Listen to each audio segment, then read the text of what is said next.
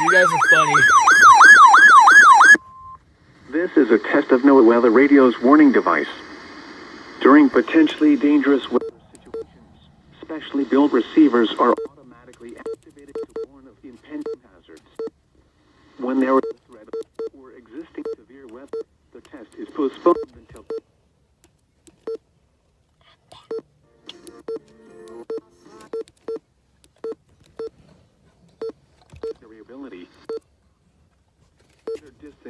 variability, normally more noticeable at greater distances from the transmitter, may occur even the quality receiver in perfect working order.